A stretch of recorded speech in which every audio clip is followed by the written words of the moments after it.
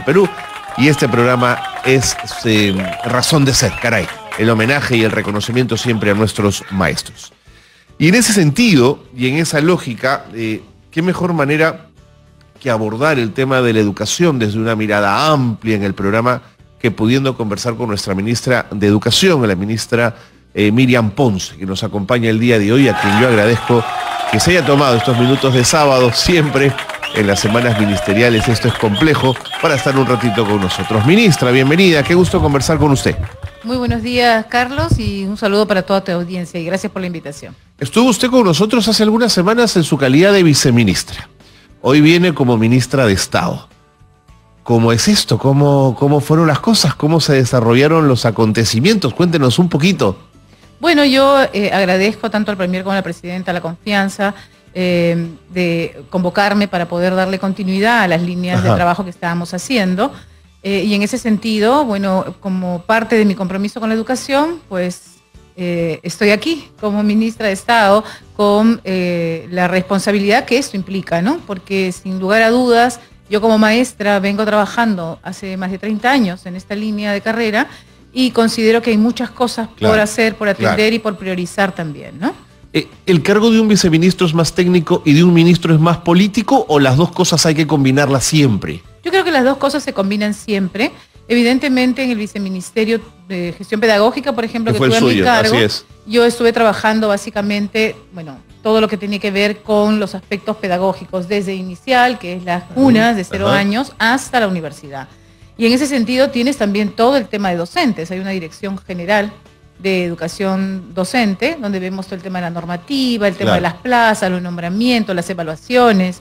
Entonces realmente es un viceministerio, es el viceministerio más grande que hay en el sector. Entonces, pero evidentemente también tiene aspectos políticos. Entiendo. Por ejemplo, cuando hay que debatir una ley como la que se está debatiendo ahora, es desde el Viceministerio de Gestión Pedagógica, desde donde se elaboran todos los sustentos técnicos para estar a favor o no en el marco de algún tipo de normativa que se quiere emitir, ¿no? De acuerdo. Cuéntenos cómo llega usted al mundo de la educación. Cuéntenos un poquito cómo construyó esta presencia suya en el mundo de la educación.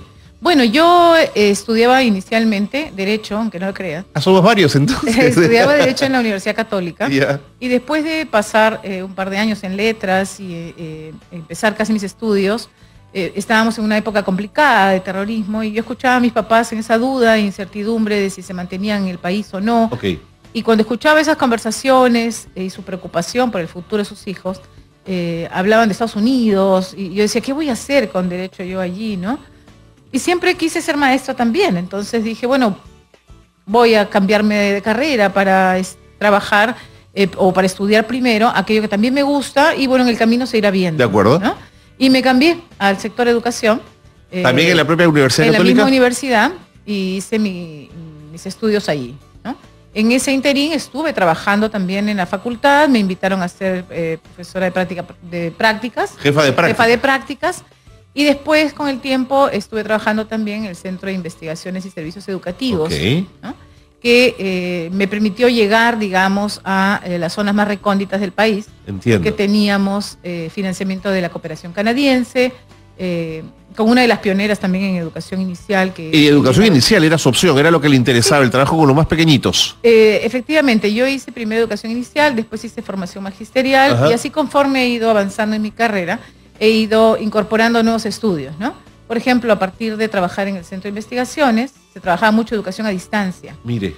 Y entonces, claro, en esa época la educación a distancia era con cassettes. No, claro, llegaba un sobre a tu casa. Exactamente, el material, claro. Físico. Y entonces lo que yo hice fue estudiar una maestría en todo el tema de comunicaciones también. ¿No? Que fuera complementando el tipo de trabajo que tenía.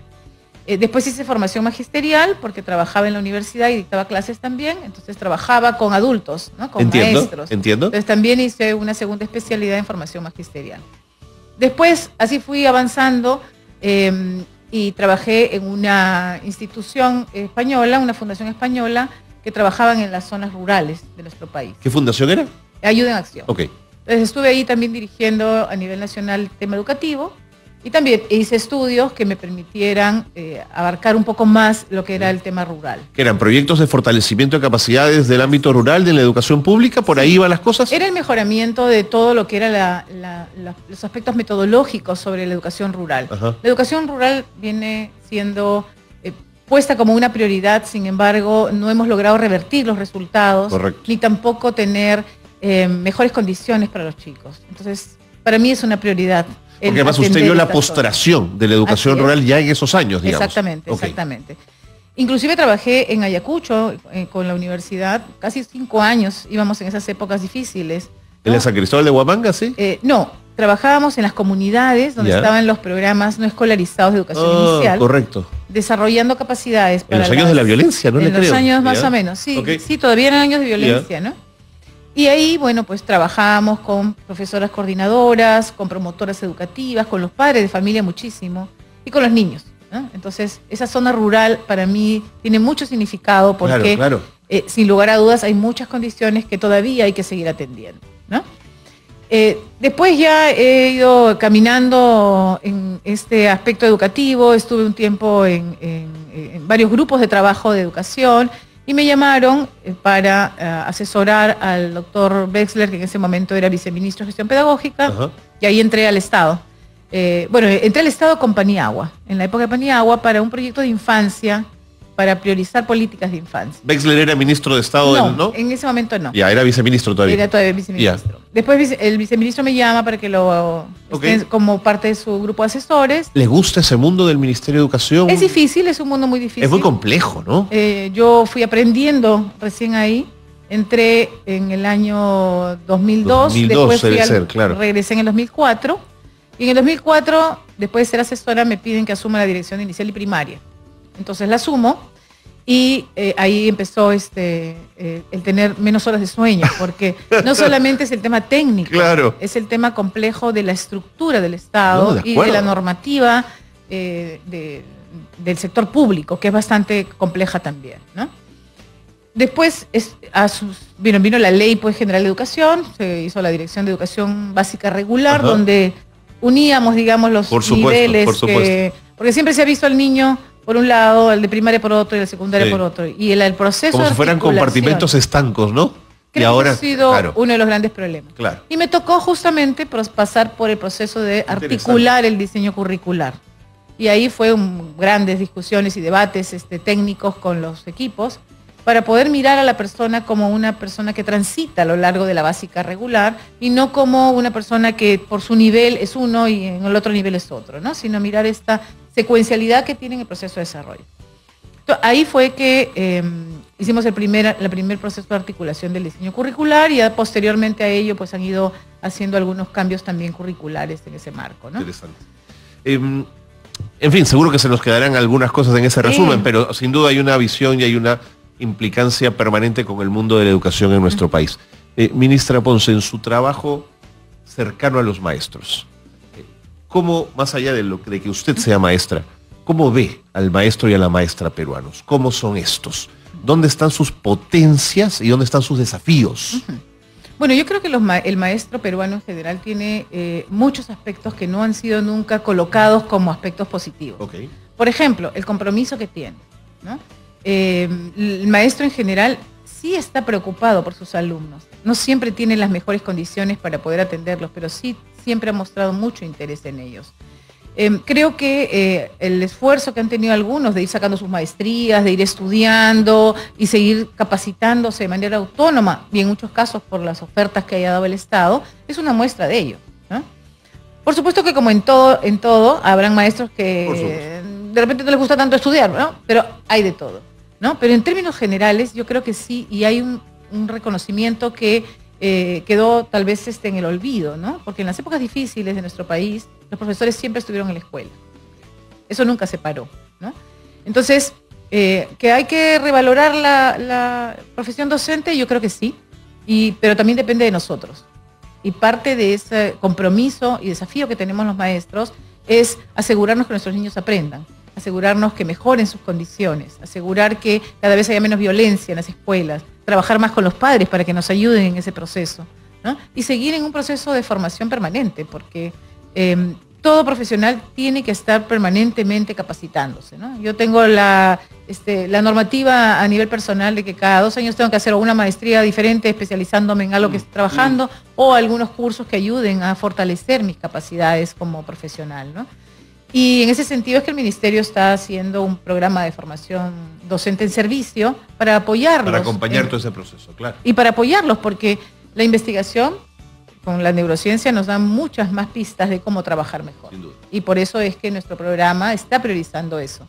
En el año 2009, no sé si te acordarás, pero hubo una evaluación a los docentes. Se hizo en la gestión del ministro Chang.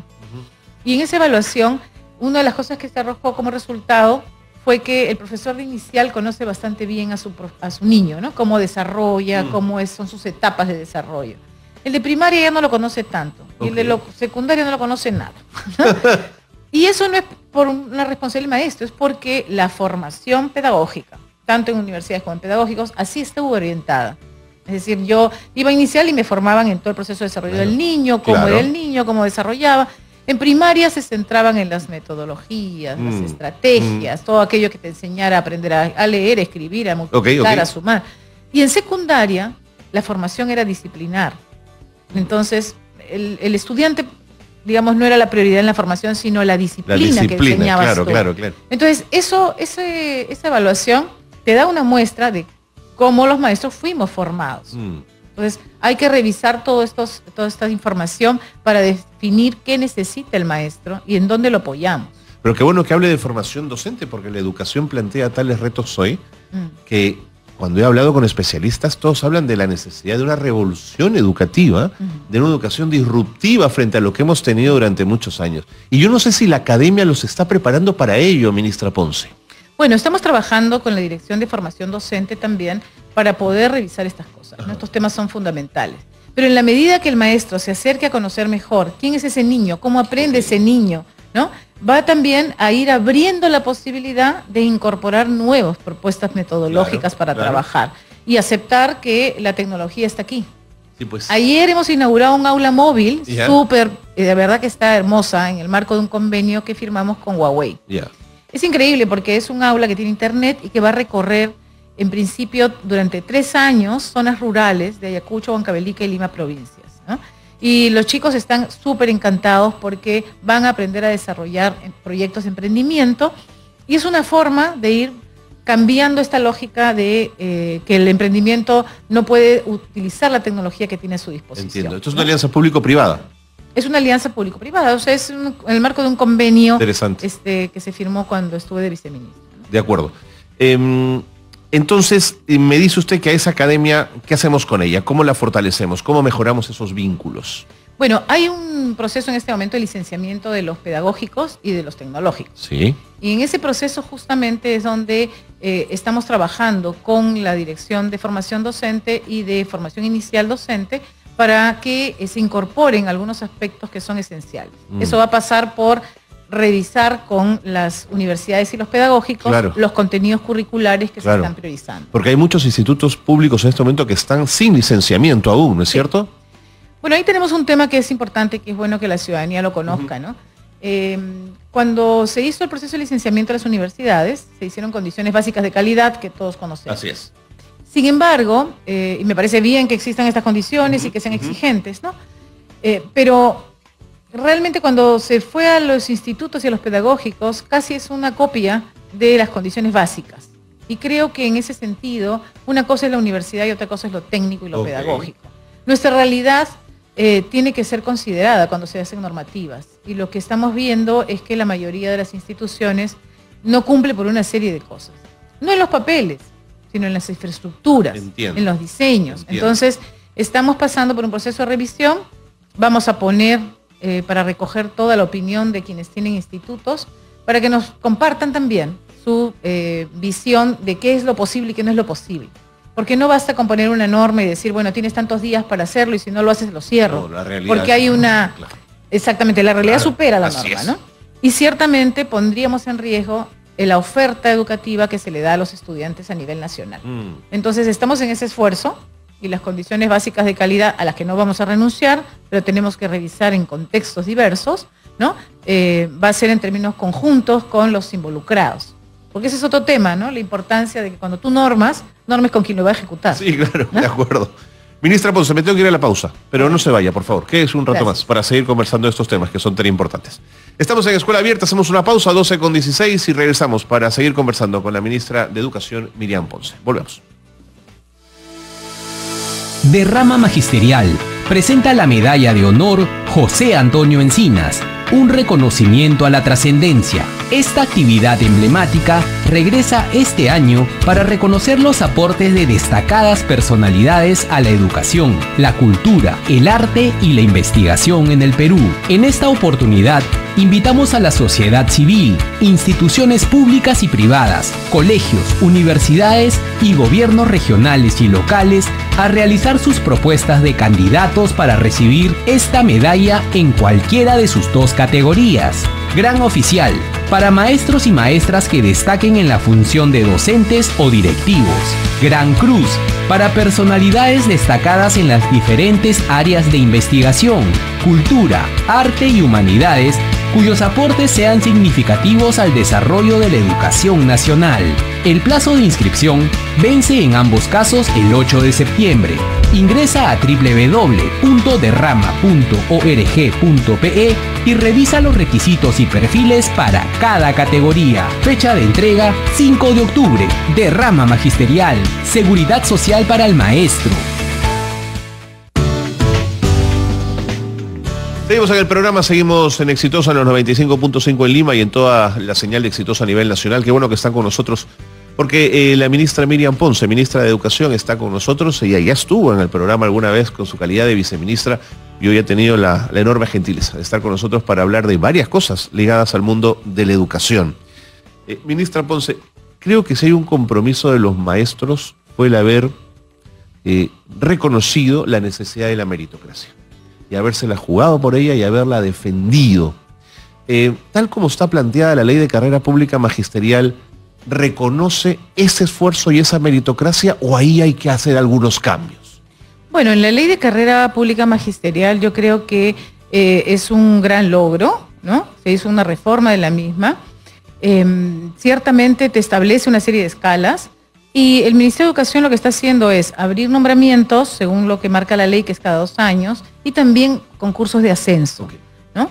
Hoy en día un maestro de educación pública, la verdad es que comparado con, no todos los casos, pero en la mayoría de los casos gana mejor, que un profesor de la educación privada. Entonces ha habido un avance importante y significativo en ese plano.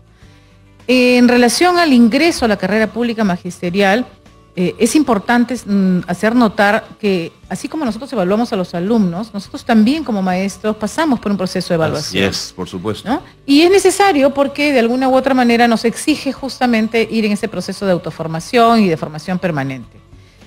La meritocracia es algo que debe ser irrenunciable, es decir, cada uno tiene que ir logrando y obteniendo, digamos, resultados conforme a sus esfuerzos también. Que una evaluación, y yo he escuchado algunos comentarios, no es suficiente.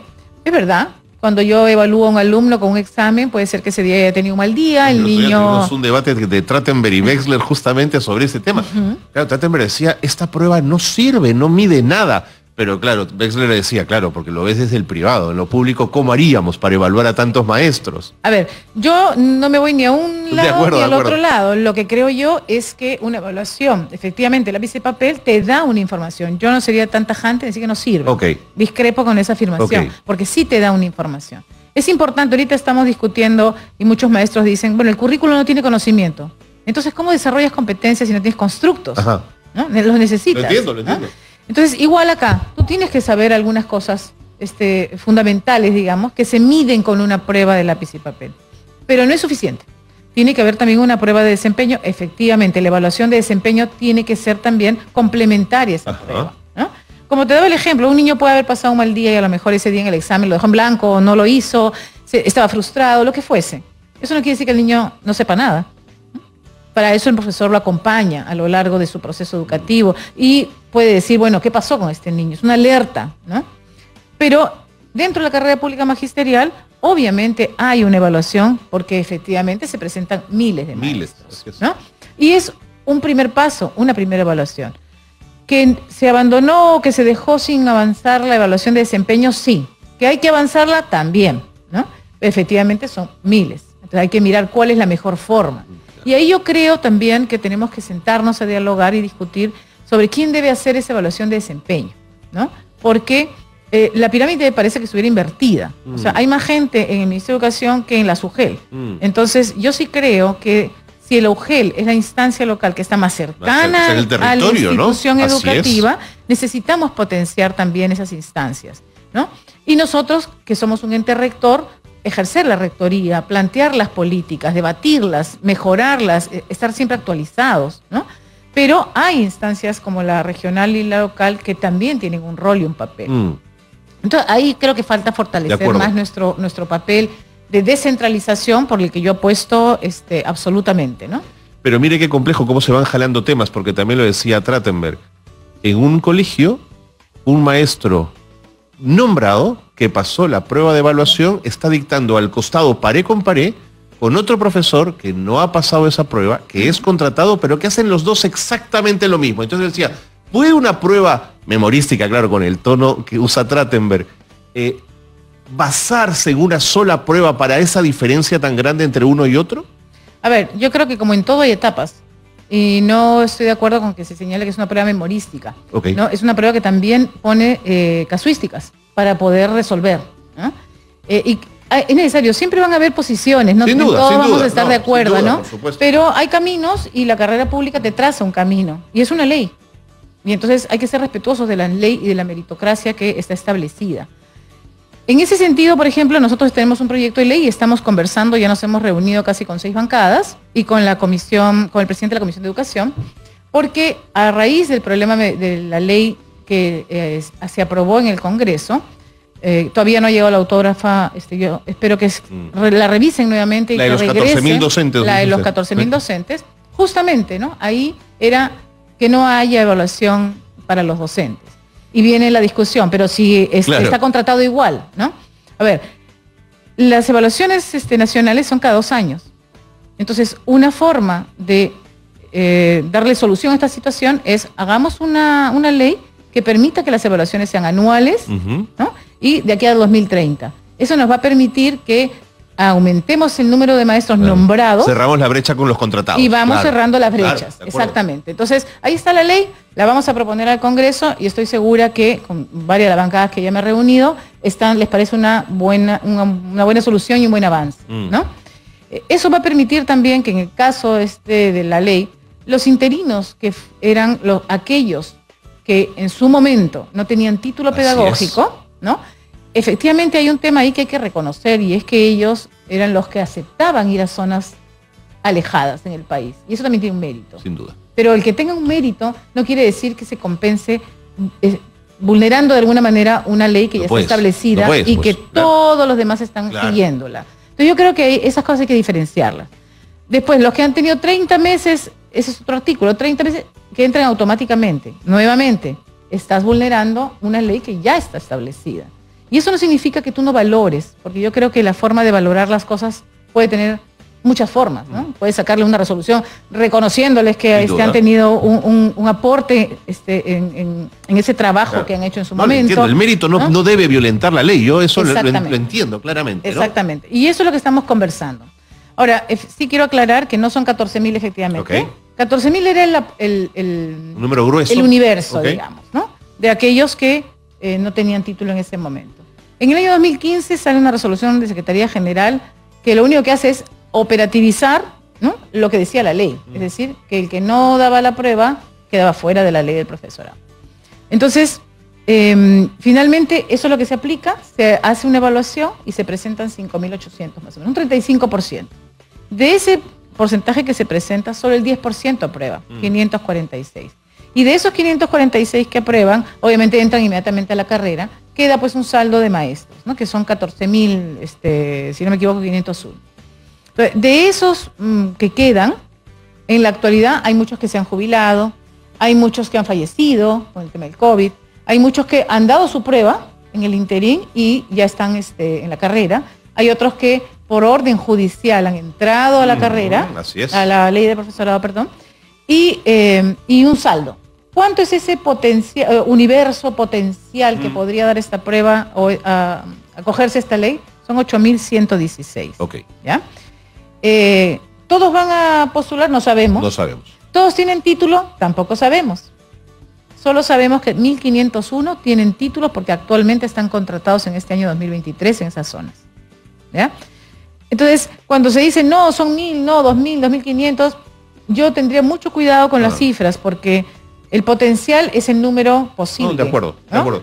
Pero ahí Flor Pablo le puede decir, bueno, es que sea 1 o 2. La verdad es que no totalmente importa, de acuerdo. En eso estoy de acuerdo. Nosotros vamos a defender la meritocracia, pero a través de ese diálogo, a través del diálogo, para hacerles ver las razones, ¿no? De acuerdo. Ahora, habla usted de las UGELes, que a mí también me parece una unidad importante y valiosa dentro del sistema y la estructura educativa. Pero el asunto de de estas personas que han entrado a la escuela con títulos falsos, sí me hace pensar si las UGELes no necesitan una revisión profunda de sus procesos y del uso del papel, ministra Ponce, todavía como un elemento central en lo que un legajo de un maestro es hoy día en papel, ministra Ponce. Sí. ¿Qué se dice de esto? A ver, nosotros a raíz de esta aparición, digamos, de casos que se habían dado en el caso de Ventanilla, lo que hemos hecho es una plataforma. Ya ustedes ya pueden acceder a la plataforma. ¿Cómo se llama? ¿Tiene un nombre? Sí, la plataforma de consulta de grados y títulos. Dale. ¿Ya? ¿Qué es lo que consultas? Si el profesor tiene título tecnológico, pedagógico e inclusive universitario, porque hemos hecho el link con SUNEDU. SUNEDU debe tener también esa información. Eso es de SUNEDU. Has hecho un link con SUNEDU. Nosotros hemos hecho un link nada más. Entonces tú pones el nombre o el DNI y te va a arrojar inmediatamente si esa persona tiene título pedagógico, que puede tener tecnológico también y puede tener un título universitario. Claro. Te va a salir los tres. Si te sale que alguno no tiene, porque no lo tiene. De acuerdo. Ahora, ¿tenemos toda la data? No. Tenemos más de 400.000 en tecnológicos, que sí religiosamente los institutos informaban y los profesores también, ¿no?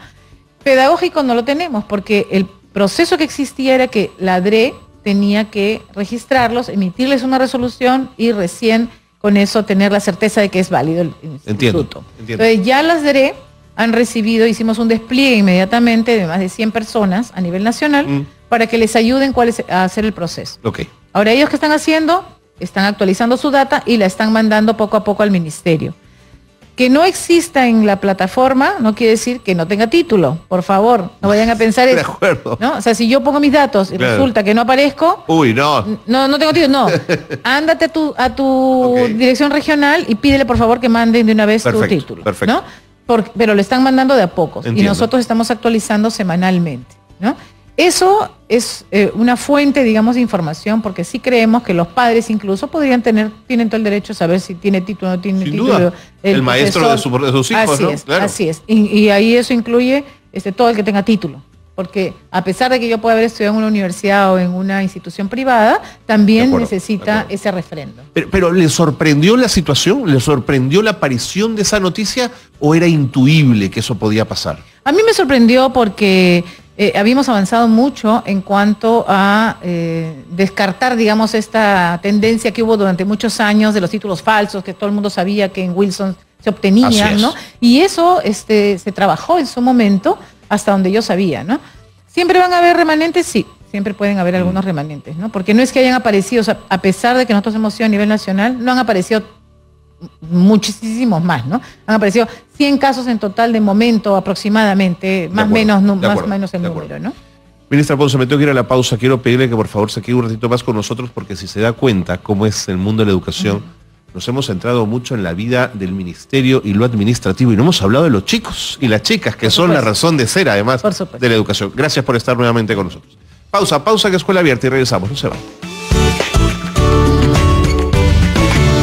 Qué bueno que están con nosotros. Estamos teniendo una conversación amplia, suculenta, digamos, con la ministra de Educación, Miriam Ponce, sobre varios aspectos del mundo educativo. Y en este bloque lo queríamos abocar a la conversación ligada con los chicos y las chicas, que es un tema que nuestros estudiantes, que se ha quedado un poquito ahí todavía contenida o atascada.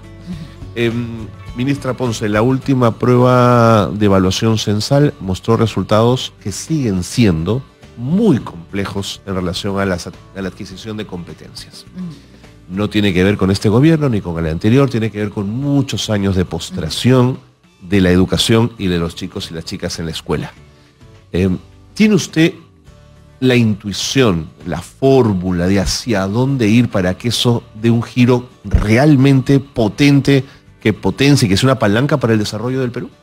Bueno, yo coincido contigo que nuestro principal objetivo es que los alumnos mejoren sus y desarrollen sus capacidades, ¿no? No existe fórmula mágica, ¿no? Pero sí apuesto porque el maestro es un actor fundamental y la familia también. El maestro, desde el aspecto, digamos, académico, que tiene que ver, y por eso los estamos apoyando en todo este proceso de formación, para que sepan cómo aprende el cerebro también, y que facilite el trabajo que hacen. Los maestros conocen metodologías, estrategias, esas son diversas, ¿no? El tema es que tiene que saber cómo desarrolla el cerebro para poder enseñarle. Durante años se ha estado trabajando determinados enfoques y, al parecer, ¿no?, la evidencia científica te dice que así no es como aprende el cerebro. Entonces, eso es lo primero que estamos atacando, ¿no? Lo segundo es que hay que priorizar con los niños y entender que no todos los niños son iguales. Esa diversidad de niños pasa por muchos matices. La alimentación, a mí me da una pena enorme y no puedo entender que en un país como el nuestro tengamos 43% de anemia. No, ese número es inaceptable, ministra. Es inaceptable, ¿no? Y por eso es que una de las prioridades que estamos planteando también es que tengamos un crecimiento en la cobertura de educación con las cunas para niños de 0 a 3 años. Buena idea. ¿Por qué? Porque es ahí donde se forma, además, las bases fundamentales, se dan las mayores interacciones neuronales y tenemos que garantizar que los niños tengan ciertas condiciones. Todavía hay muy poquitas, hay que potenciar el programa de cunas. Sí, hay muy poquitas. El Ministerio de Educación solamente, el sector de educación, o mejor dicho, la función educación, incluyendo gobiernos regionales y locales, solo atiende un 4%. Así es. Cunamás atiende a un 11% adicional en zona rural.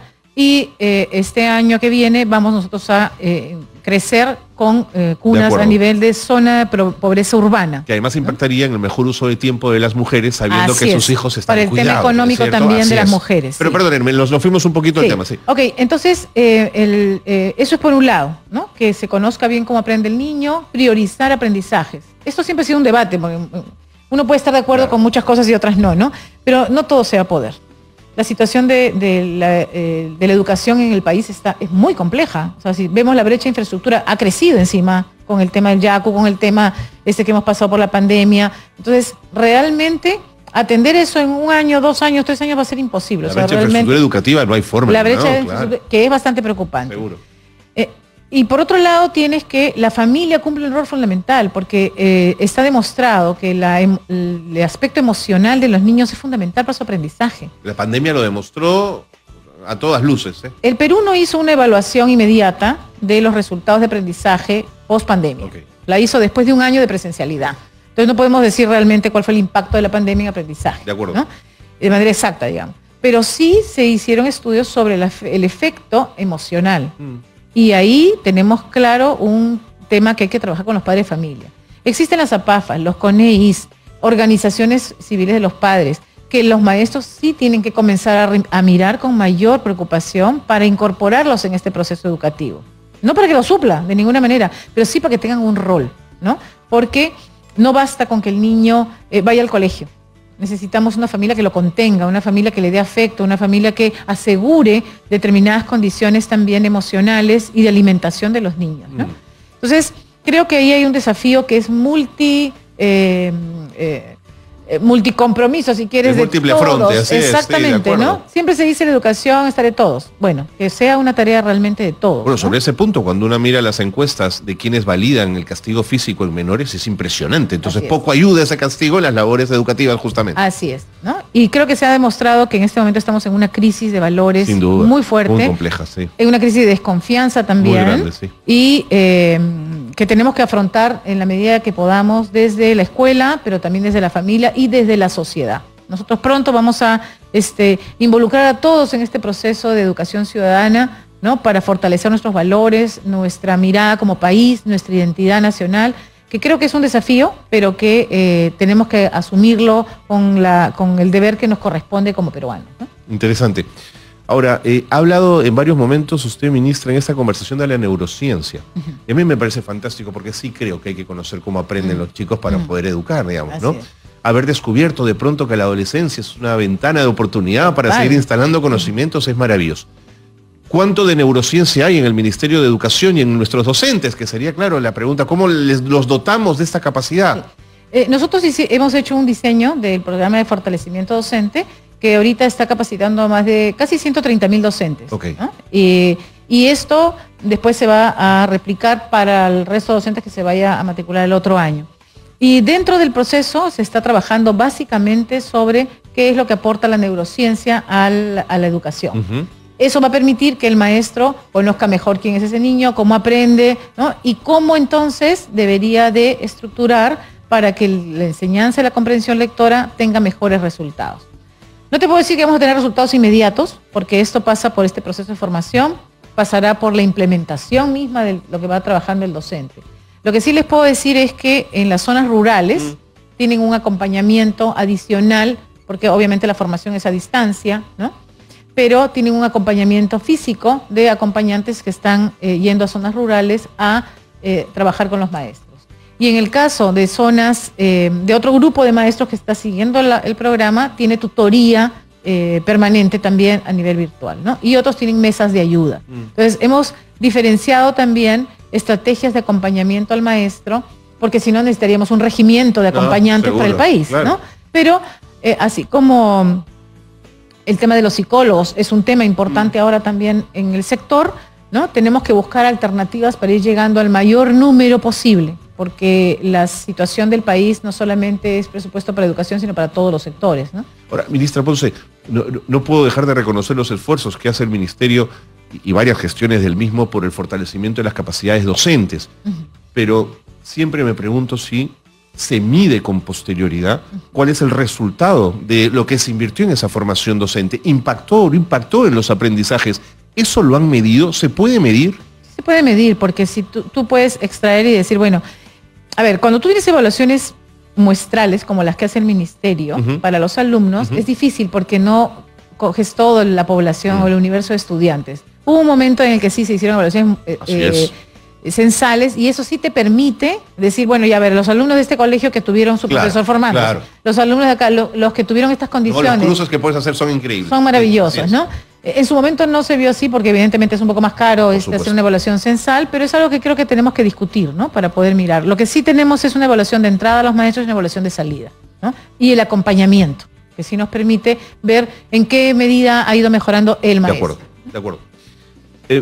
Ministra Ponce, ¿cuál es su posición respecto a la educación sexual integral como parte de lo que un niño o una niña debe aprender en la escuela? ¿Cuán importante es para usted la apuesta por la educación sexual integral? Bueno, yo creo que la escuela es un ámbito en el que los alumnos tienen que recibir toda la información necesaria para poder tener una vida, digamos, presente y futura adecuada. En función a su edad, por supuesto. Todo en función a su edad. Y ahí creo que has dado un punto clave, Carlos, porque cuando comenzamos a meter temas ideológicos que no se comparten por las familias, que tocan temas hasta religiosos, se conflictúa la situación, ¿no? Y yo creo que no hay que pasar determinados límites, y lo que hay que hacer es trabajar aquello que un alumno necesita saber en el momento en que necesita saberlo, ¿no?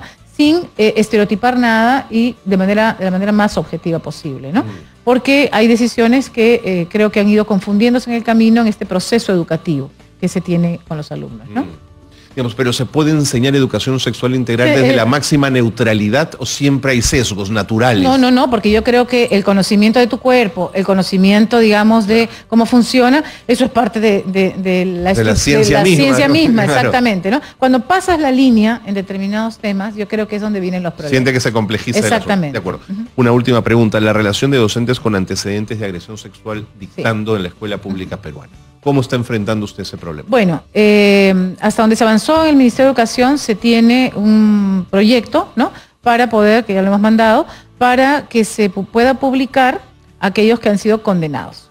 Como tú comprenderás también, todos los que pueden ser, digamos, que tengan sospecha o algún tipo de acusación, hasta que no tengas Hay una presunción de inocencia. Hay una presunción de inocencia que hay que respetar, le puede pasar a cualquiera, ¿no? Y sería peligroso pasar esa línea. Eso no significa que deban seguir. Puede ser acusado de agresión sexual y luego ser inocente, digamos, por eso es que la presunción es importante. Así es, ¿no? Y pasa. Eso no quiere decir que con determinados indicios se le retire, digamos, de la cercanía de los estudiantes para cuidar su seguridad. Pero sí hay una preocupación respecto a Por supuesto que sí. De acuerdo. Ministra, muchas gracias por haber estado con nosotros. No sé si nos hemos dejado algo en el tintero que quisiera agregar. Bueno, tal vez contarles que este año nosotros desde el Ministerio de Educación estamos impulsando la internacionalización en las universidades para hablar de todo el sistema. Y hemos tenido una reunión muy interesante con 59 universidades públicas y privadas para tener una presencia como marca país el próximo año en NAFSA. Interesante. Y que es la feria más grande del mundo, donde todas las universidades del mundo están presentes, su producto, hacen intercambios y hacen convenios que nos permite que nuestros alumnos vayan, los otros alumnos vengan y también hacer un intercambio de conocimiento. Ese es un alumno conectado con el mundo, no mirando solo hacia adentro. Muchas gracias nuevamente. Muchas gracias. Y véngase cuando quiera conversar, ministra. Muchas gracias. Gracias.